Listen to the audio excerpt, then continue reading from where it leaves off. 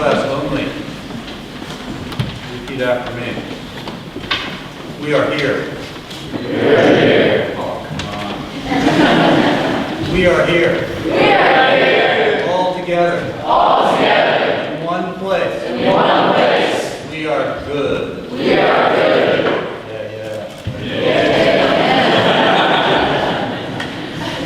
I want to invite you all, particularly the students and staff, to just close your eyes for a minute and orient yourself to your favorite place in the environs or on campus, and have a couple of images that I hope will set you free just a little bit. So let's be together in a moment of silence, and no sleeping yet. That'll come later. Parents, friends, and everyone, gathered together on a special occasion. In particular, we speak now to the seniors. We say, may you all be carried this day with the richness of deep memory. May you always be able to see within your own heart spaces the way the sweet mountain light falls on the beautiful Gould Academy campus as seasons and reasons carry you all to new places. May the taste and smells of seasonal winds and the myriad feeling tones of the ways you walk upon Gould's pathways be a foundation for your lives unfolding. May you be able to taste these memories upon these learning pathways that you can see with your eyes closed, and the ways that certain voices sound and have sounded as they tell you what you need to hear, what you want to hear, and even what you don't want to hear. These are some of the things that do not change. You can count on them. They are as real and true as any real thing in the landscape of your life, but other things are true too. Tomorrow, when we feast on all the grandeur and pageantry of accomplishments and accolades, tomorrow, when we're not even looking, some things will still be changing. Even now, the tide of time is turning. Even now, the wind marks new directions and is beginning to shift. Even now, the landmarks by which you have taken your bearings are changing.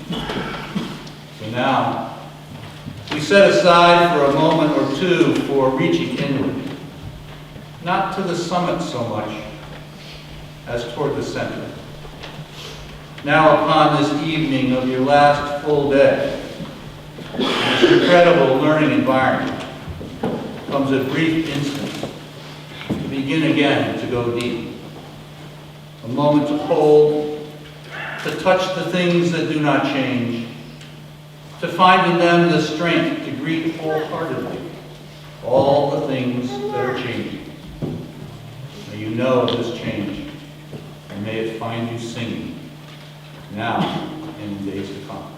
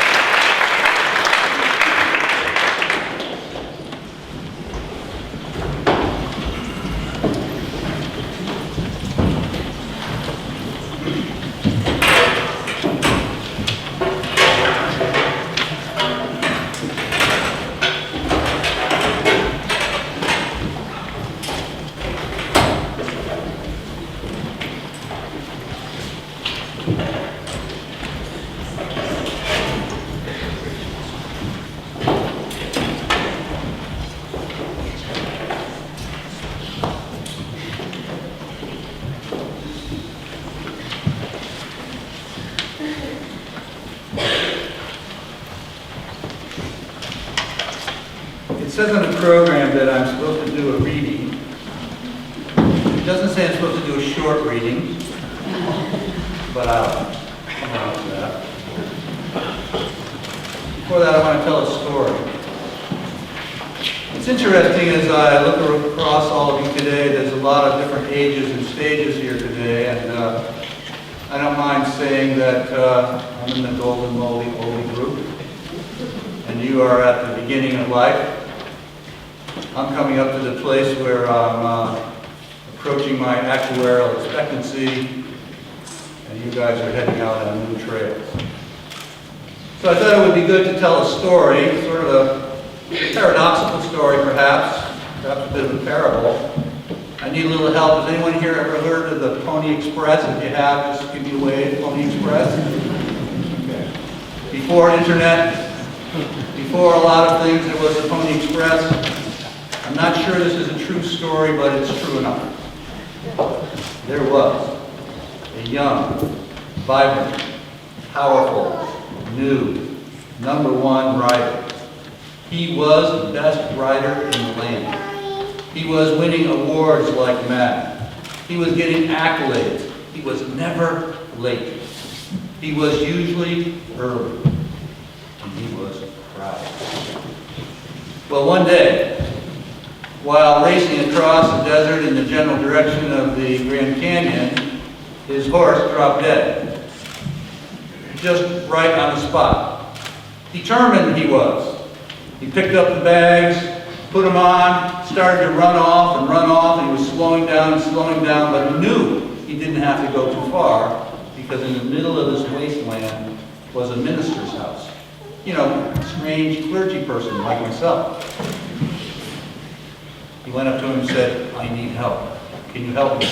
I need your horse. I've never been late. I've always been on time. I don't want to lose my record."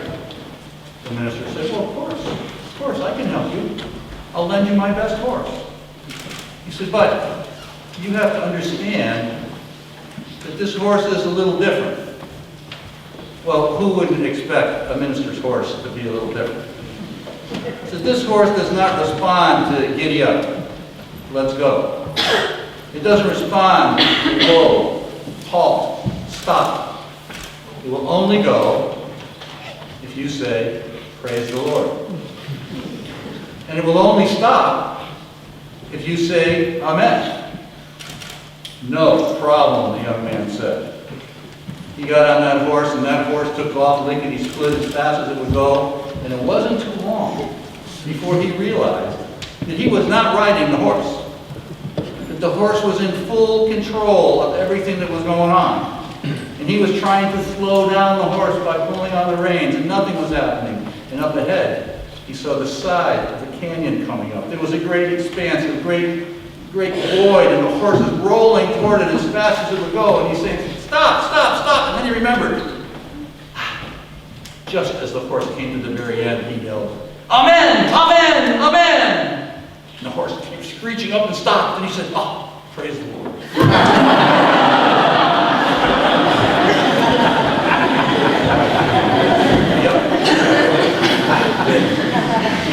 There's a story in there, and I'll circle around to that just a little bit briefly, but different ages, different stages, different energies, different possibilities, a young writer and an old minister. Lately, my librarian friend down in Bridgeton where I lived special ordered a new book by David Brooks called The Road to Character. Rather stunning early book. I heard that your own headmaster has even taken a look at it. He probably had to use his finger to read it, you know. But it makes a distinction between resume virtues and eulogy virtues. So I guess that a goodly number of you folks, I would imagine, at this point in your life are primarily on the logical and necessary track of building resume virtues. I know for sure that I have had a pretty solid resume with 4 college degrees and been chaplain at the University of Connecticut and a few good stops along the way with some notable professional accomplishments to click off and feel good about myself. But it's a funny thing. Resume virtues are pretty much focused on the skills and gifts and grade point accomplishments and personal rewards and that sort of side of life.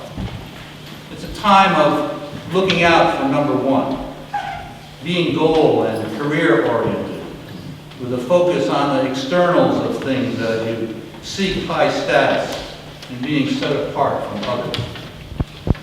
Questing for resume virtues is a primary name of the game in the academic world, along the way to your hopefully joining the 1% of the most comfortable takers in the world. Brooks says that resume virtues are about self-orientation and competition and the now moments, a desire, if not to conquer the world, then definitely to be in the top group. Eulogy virtues, just by age and stage, the zone that I'm beginning to approach, is a tad different and hopefully a positive and more deeply genuine, perhaps, byproduct of resume virtues. These virtues have a little bit of a different tone and color to them. Here the focus is more on being kind and brave and generous and honest and faithful. They're not so much self-oriented as eulogy virtues lean more toward being other-oriented, as part of one's internal and inner character development.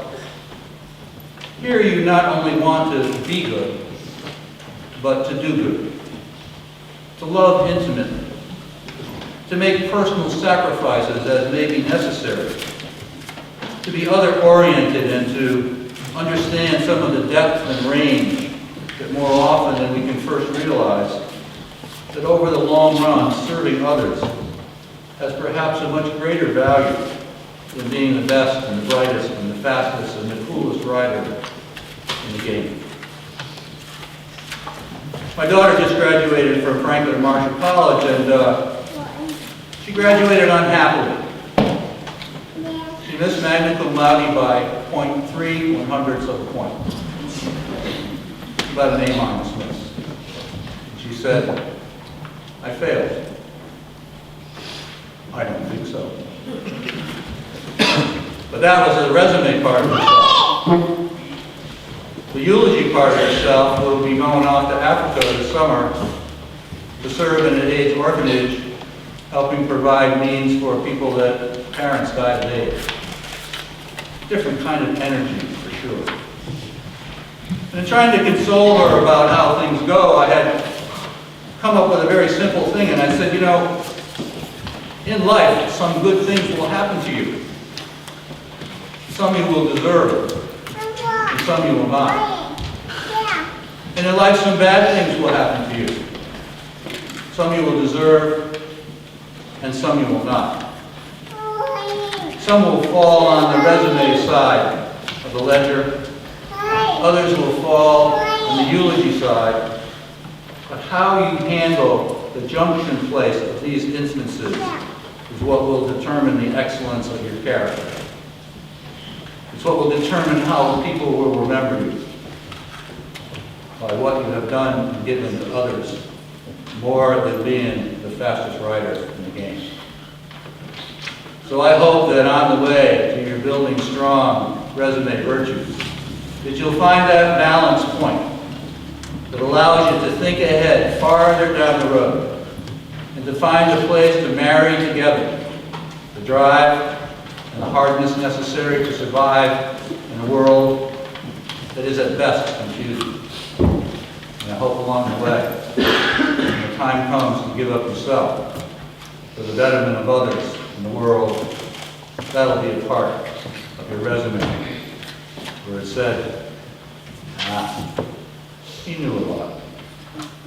She knew a lot. But golly, didn't she do a good job? May that be your pride, your call, and your legacy of the people of Gould Catholic. Blessings to you all.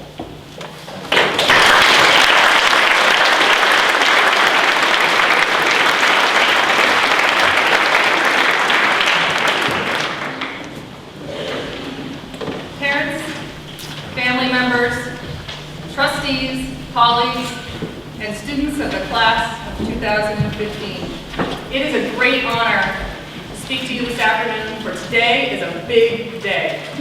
This ceremony begins our marking of this moment in time together.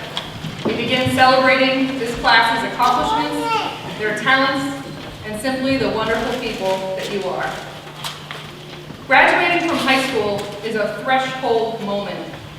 In my own life, there have been a handful of times when I have been keenly aware of the transition inherent in a particular moment in time. When I graduated from high school, and like Jack, I looked across the pews of a big church filled with my classmates and our parents, and spoke to them during a ceremony similar to this one. And again later, when I looked into my husband's eyes and said, I do, to spending our lives together in marriage.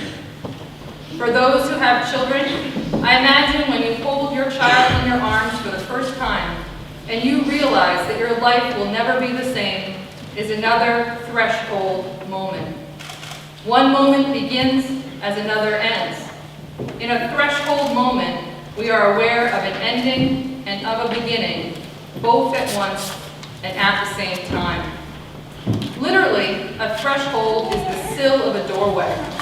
It is the piece of wood that our feet rest upon as we walk through a doorway, like the big, white, wood-framed doorway we walk through to coming here together. Metaphorically, a threshold is any time of transition. The word threshold is a very old word in the English language. It dates back to before 900 AD and has its roots in the Old Norse word thresh, meaning to tread, or to step, or to walk. A threshold is the place we walk through to go somewhere new.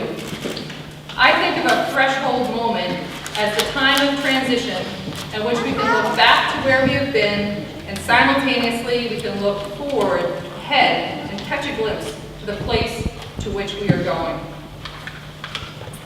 So, class of 2015, let us first look back together in this threshold and our time together at Gould.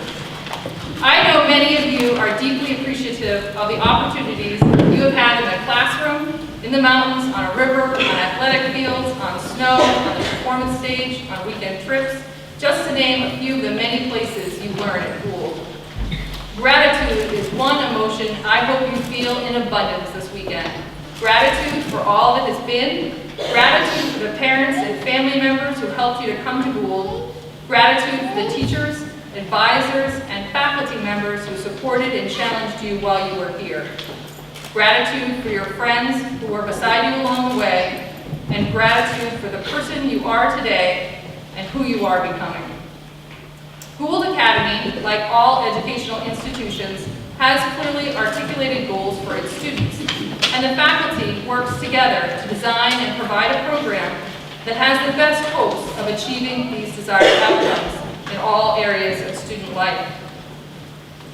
Gould is a place where you get the message pretty early on to try something new, play a new sport or instrument, get on stage, make a new friend, speak a new language, take a new class. Despite how closely associated adolescence is with risk-taking, self-protection and self-concern can dominate the minds of teenagers. Don't we all remember times of being a teenager concerned with not being good enough, of not being talented enough, of not doing something right, or just being made fun of?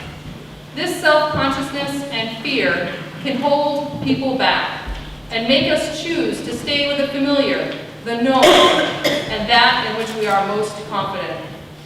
If we don't learn to break through these barriers, we can become trapped in our lives, stuck on one side of a threshold. Gould has been a place for all of us to practice going beyond our perceived limits. Two people have been particularly inspirational to me in recent years. Shalou, who you all know is a member of your graduating class, and my friend Ted, who is celebrating his 82nd birthday today. As many of you know, Shalou has been my advisee since she traveled here 4 years ago from Shanghai, China, to attend Gould, arriving here without ever having set foot on the campus. She didn't hide herself away socially or stick with known or comfortable activities. She forged good friendships with people of all nationalities, as she learned to play field hockey, to snowboard, and to play lacrosse. She also plays tennis, but she already knew that sport when she came to Gould. Shalou let her unique and playful sense of humor be known, and by doing so, added joy to all our lives. Just the other night, Jack and I were reminiscing about our English class her sophomore year, and how much fun it was when I would pretend to reprimand Natalie, when all along I knew it was Shalou, the joyful, teasing troublemaker. Just think how different your experience at Gould would have been if Shalou had been controlled by a fear of trying a new sport, speaking English, or making a joke. How different would your own experience at Gould have been if you had let yourself be held back by some kind of fear? Truly, you would not have some of your best memories. Next, I'd like to talk about someone not so familiar to you, my friend Ted. He epitomizes what it means to be a lifelong learner and to live life fully. He sings tenor in our church's tiny choir, where I'm a switch hitter for the soprano and alto sections. Ted began to play the harp, an exceedingly difficult instrument, just a few years ago when he was 77. Now he performs with the main harp circle and has given the prelude several times before the church service. He reads widely and voraciously, attends numerous concerts in any given month, and is constantly expanding his skills as a cook and as a preserver of the foods he grows in his garden. His life has been full with family, traveling widely for pleasure and while serving in the military, working with passion in the medical field, and reflecting deeply about the big questions of life. Every time I see Ted, I learn something new. He is constantly engaged with the world around him and sharing it with others. So as we move across this threshold to our futures, I hope that we, like Shalou, embrace the adventuresome spirit of sharing ourselves with others as we learn new things. and that we, like Ted, do so deeply and fully for the decades that stretch before us. This lesson of try something new is often referred to at Gould as stepping out of your comfort zone. But I think it might be more accurately described as don't let fear control you. Just because something makes us uncomfortable doesn't mean we should do it. What we should do is not let our fears prevent us from doing the things we really want to do, or to prevent us from doing the things that are most meaningful to us. Whether it is the fear of failure, fear of the unknown, fear of success, or fear of something else, fear could be one of the most challenging obstacles we will face in our lives.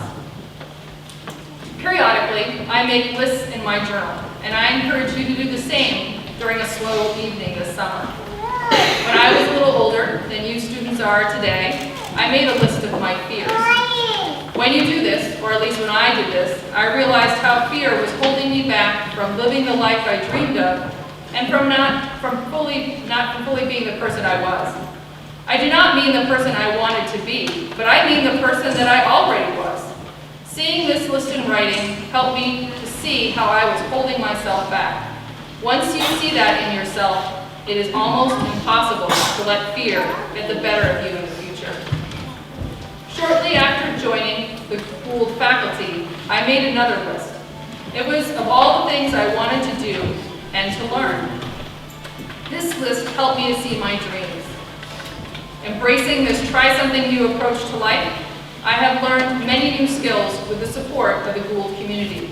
I learned how to bake bread, knit a sweater, and swim flip turns in a pool. My skiing skills improved immensely while I coached the Rugrats and the Maine adaptive teams. I even skied some black diamond trails, following Mr. Penley, gliding down the trail in my own time as he quickly sailed down the mountain like a bird. 5 years ago, I joined our church choir, something I had been thinking of doing for years. Since, I have sung 2 solos, the first of which was just last summer. With Gould, I have eaten unusual foods and welcomed the opportunity to learn about people and to experience new cultures while traveling to China as a part of the freshman 4-point program. Instead of being nervous to speak in public, I started to welcome opportunities to share with others the ideas that matter most to me. Think back to these kinds of moments in your own experiences. What have you learned to do here? Have you done something you might not have even believed possible, let alone something you'd experienced in high school? I hope so. Was it taking ice-cold morning swims with polar bears, or going for a midnight moonlit hike? Was it that fun Saturday night a few weeks ago where some of you experienced New England contra dancing for the first time? In all of these instances, who knew what fun you would have? Who knew what lessons you'd learned by being open to something new and by not letting fear hold you back? Understanding who you are and your particular interests, passions, gifts, talents, and skills is one of life's most important lessons. Discerning who we are and where we are going next can actually be quite difficult at times. Life is so full of so many good possibilities. It can all seem so appealing. But it is possible to reflect on one's life and notice the overarching themes, like the way we read a novel closely for its nuances. It is possible to see the patterns of our lives, like seeing the rippling waves on a river's surface when we paddle a canoe, trying to find the most water and not get caught up on the rocks. These signs are like a mirror. From them, we get a sense of ourselves and where we are to go or not go next. Consider, what gives you the most energy? What fills you with the most true joy? What do you think about or read about in your free time? What have your teachers, mentors, and friends noticed in you? And what kinds of spaces and with what kinds of people do you feel most truly yourself? What matters most to you? For each person, the answer to these questions is of course different. Some think of it as following a path, some think of it as hearing a call, some think of it as being in a kind of harmony with the world. However you think of it, discerning who you are is what will help you navigate the good times and the challenging times ahead.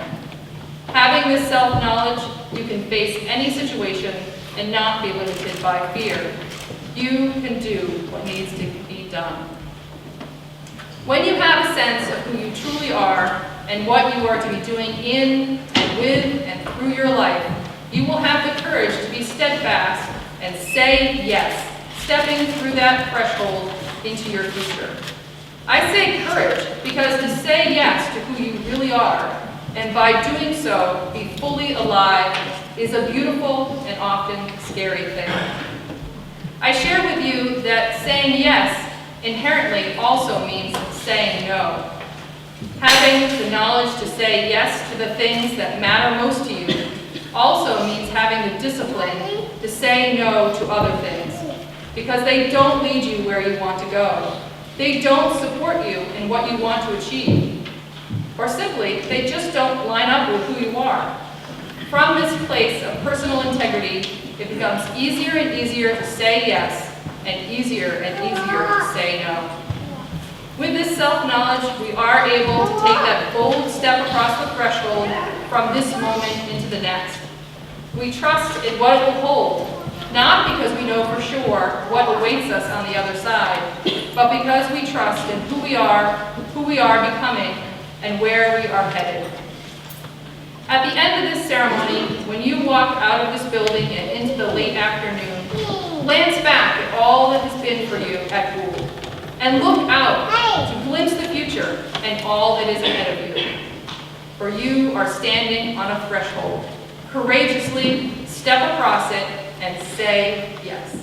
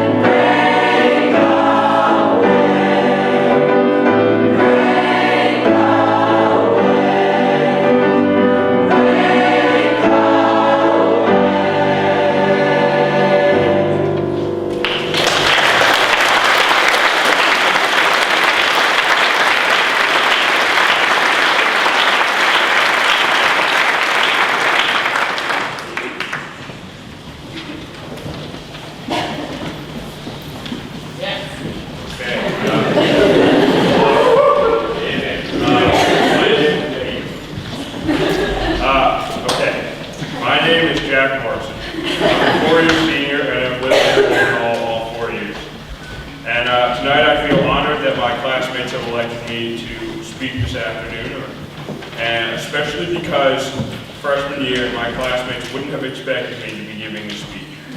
And faculty probably wouldn't have trusted me. They'd still be uneasy about it. I may drop words or phrases like, no. Too easy if I did it right away. I'll just stay on your toes. Listen up. All right. For many of us here, our first day at Gould was in August of 2011, when we came and arrived to the start of orientation. I remember going to lunch in Ordway Dining Hall for the first time ever, and I remember sitting with my parents and Will Candizer and his mother. That day was a stressful day for me. I was getting tired by that point, and I didn't really want to have long conversations with anyone, and I just kind of sat there. And later, Will Candizer reminded me, you know, Jack, I remember that lunch, and I really didn't think you were going to make it. Well, all of us here have made it, and everyone helped to build this class that's so great. And you know where that construction began? That construction began in January 2012 with Dan Kunkel's toolbox. For those of you who aren't students or don't remember what Dan Kunkel's toolbox is, it was a metaphor used by former head Dan Kunkel for dealing with issues that might arise in school. Tonight, though, and throughout our time at Gould, we've constructed and assembled our own toolbox, and we built a class with it. You see, every toolbox needs things like nails and nuts and bolts. And in our case, some of those things are small and some are big. Every toolbox needs tools. The smaller things are simple. They are things we do together. For example, we ride on marshmallow buses together. We eat every meal together. We shower together. Most of the time in separate stalls. Boarding students all learn the same tricks to get and keep hot water for said shower. We ski together. We eat a formal dinner together. We go to school together, and some of us go to assembly together.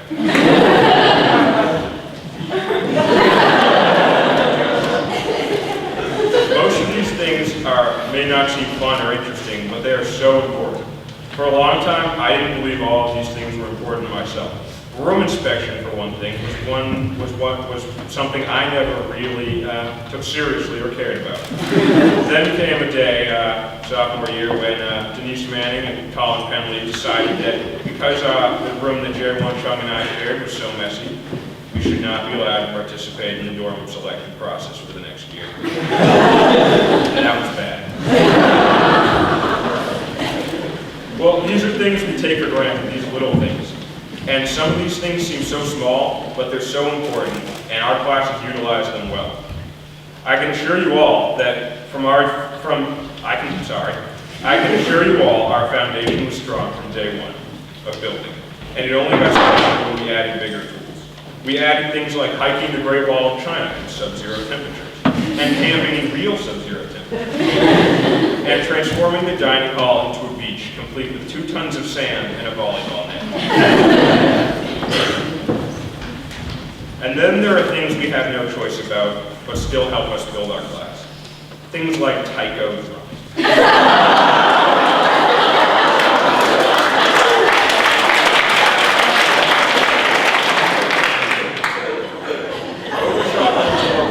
spent 5 hours using traditional Japanese drums and chanting, "Go Anyway, to whomever planned that event, you did us a terrible disservice.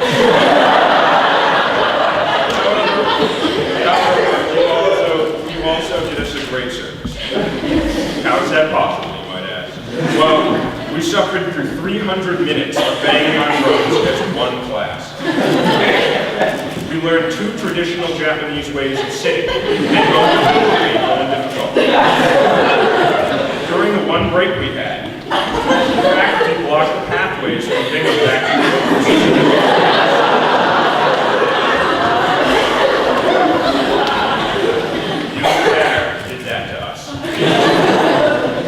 And finally, once we got out of that room and could sit normally again, the only thing we were talking about was how much we hated taiko drumming. Not one of us was happy in that gym. And anyone who claims they were is a liar. However, what did come out of that was an experience that bonded us together. Taiko drumming was so much better because each one of us hated it, and it provided us another tool to use to build our class. We united in opposition and distaste for a single event, and we came together through anger, not just happiness. And that is just as important. All right, and now as seniors, we have the confidence to experiment with some of these tools. This spring, we started to test some barriers. Some of us didn't go to assembly.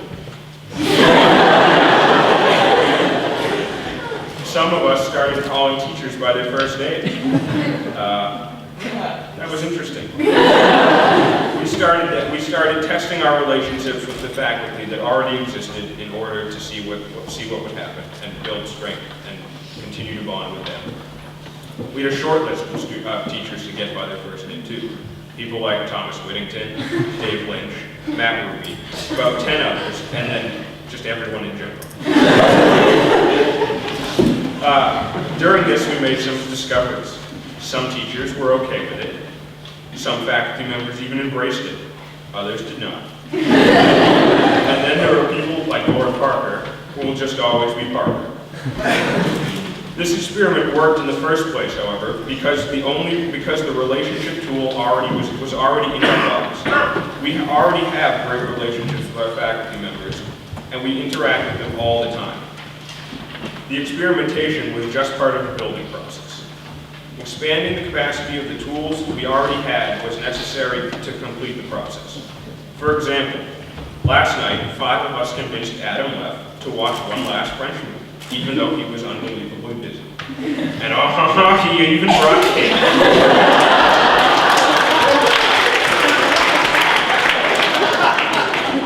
All right, so now I have to say this. There is no literal toolbox. These are just ways to think about our time at Gould and the class we have created. For me, next year when I go to St. Michael's, I'm going to find the most aggressive-looking person in the dining hall on the first day, and I'm going to make sure they know that I intend to make it.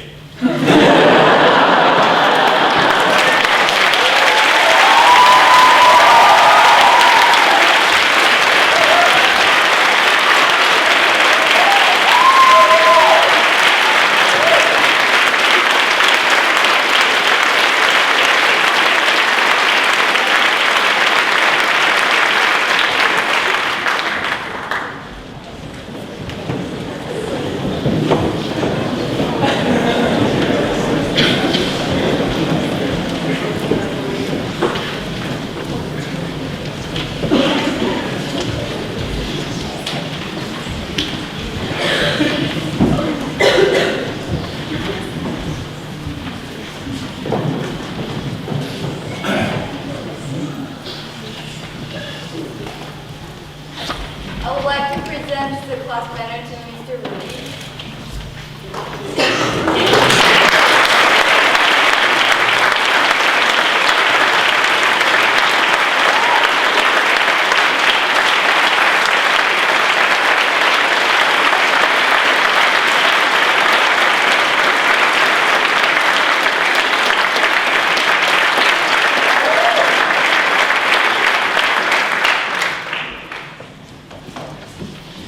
So everyone may not know that Rose designed and created this banner.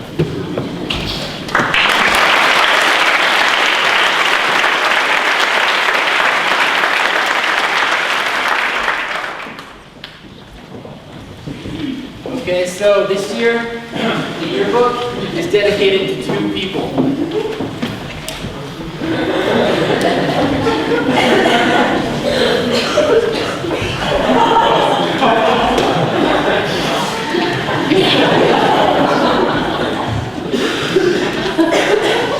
Okay, I think it's safe to say that countless students through Gould have struggled with math. For these students, I know, because I was one, the subject has been a thorn in the side. Algebra 1 and 2, geometry, chemistry, and physics all suffered in silent agony.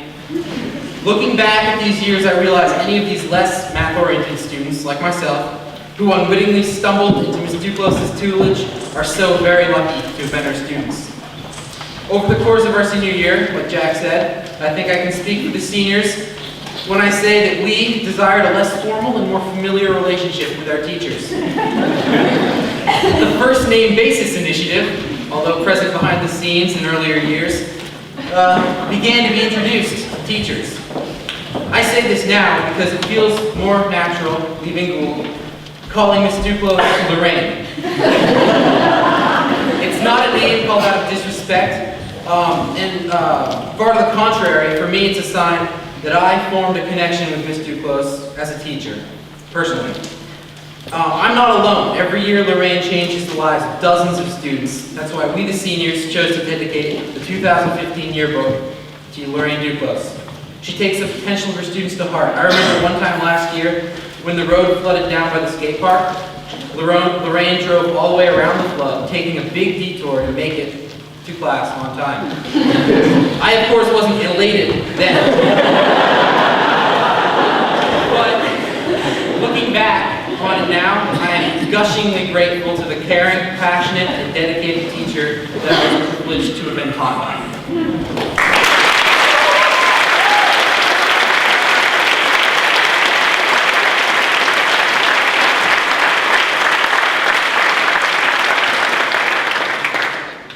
This year's yearbook is also dedicated to Mrs. Tornrose. In case you didn't notice, a kudos flag lies at the lower left corner of the wall outside Mr. Willington's classroom. Kudos, Holly Tornrose, Yale Divinity School. It's bittersweet that you're leaving us next year, Mrs. Tornrose. We will miss you tons. You'll be in college soon.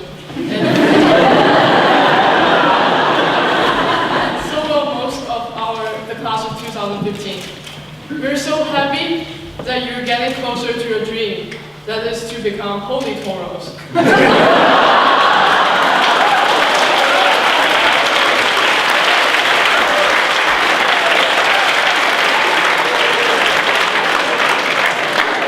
Thank you for being so awesome in your 8 years here. Things will not remain the same without you. Thank you for being the best and most thoughtful English teacher. When I asked Pratt and Rachel about the AP Lit exam they just finished, they told me that you're the sweetest teacher ever. Those stickers you prepare for your class, such like go get them, are so cute. I still see a lot of them on people's water bottles. Students who have taken your class are exceptionally impressed by the agenda you wrote on the board. Every second in your English class is well planned. You always keep us busy and concentrating. The system you keep in the writing center is incredible. You have the entire records of all the students who came to the writing center for help, and the reflection by the tutors who helped you. Piles and piles of paper indicate your hard work to keep the writing center running. Thank you for being a weekend duty chief. It takes a lot of effort for us to for you to come up with the weekend activity ideas and make them happen.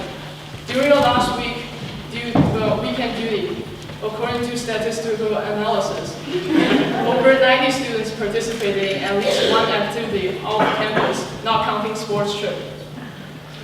People who went on the barn dance trip with you had tons of fun. Thank you for making everything happen. Personally, thank you for being a great advisor and mentor to me. You're always the person I trust and will come to. Please know that you have made marks in my life, and I'm sure many others' lives. The class of 2015 dedicates this yearbook to you for all the great work you have done. We wish you the best on your way to follow your dream to become Holly Tornrose. Thank you for being an amazing teacher.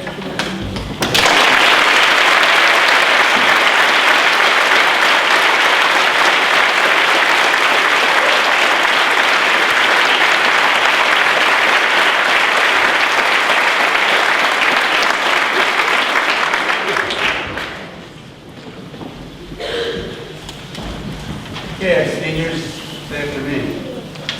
Here we are. Here we are, All together. all together, In one place. in one place. We are on the move. We are on the move.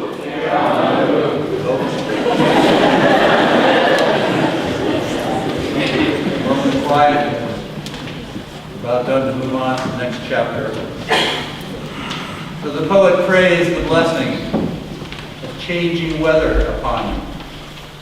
That would be W-E-A-T-H-E-R and W-H-E-T-H-E-R.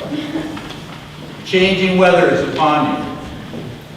The tide that is entering even now upon the very edges of your understanding. Carry you way out beyond these familiar local pathways. May you kiss the wind. Then turn from it, certain that it will love you back. May you open your eyes and minds and souls and hearts to explore the inner and outer worlds of grace and possibility. And may you, in your own growing chapters of deepening, sail through the high and low seas of ever-changing circumstance. May you know that even amidst times of woe, there is blessing. May you know that even within the high moments of triumph, there is a need for humility. May you know the gifts and the graces of the great beyond that carries you each and every day, whether or not you wish to acknowledge it. May your own spirits grow and flower and bloom to fullness. May your journey find you becoming what you are called to become. And may you go well and stay well, amidst all the ups and downs and all arounds of your ever unfolding time. This is a good day. Another one comes tomorrow. There will be more to come after that. And remember, constant change is here to stay. God bless you all. Thank you for your kindness.